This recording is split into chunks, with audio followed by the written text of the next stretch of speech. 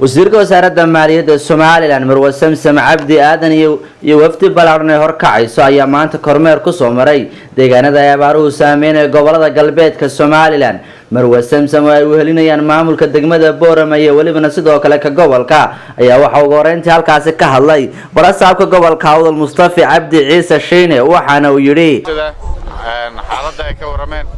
waana sidii aan anaguna uga warameynay maalmo dhaweyd xaalad adag bay ku jiraan waana xilli jiilaal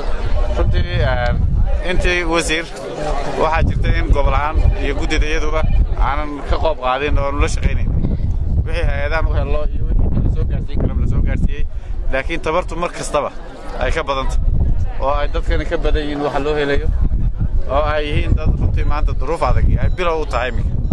saddexdii bilood ee jiilaalka sida la sheegay tahay runtii ma aha xaalad siyaasadeed waa xaalad bilaadan weey xukuumadda Jamhuuriyadda Soomaaliland runtii mar walba waa heegan bay ugu jirtaa waxaana cadeynayay ku filan maanta wasiir maaliye iyo guddidii heer qaran abaaruhu ay meesha marayaan oo ku shaqeynaya siyaasadda xukuumadda Jamhuuriyadda Soomaaliland runtii taa marka ay taanu eegnana wasiir dadka meesha jira sida lagu sheegay ilaa iyo 4 kun ku qiyaasanay laakiin marka gudiyadii isla eegeen ilaa iyo gobolka Awdal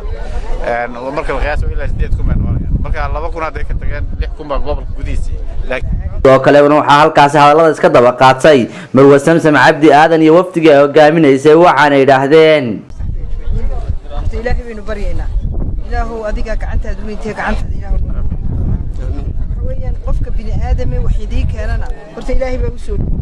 ilaahay wixii noo keenun baynu halka ku sugaynaa waxaanu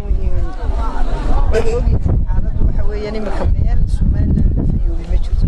abaartu meel way gaadhay weydii ka sheekaynaya dadkii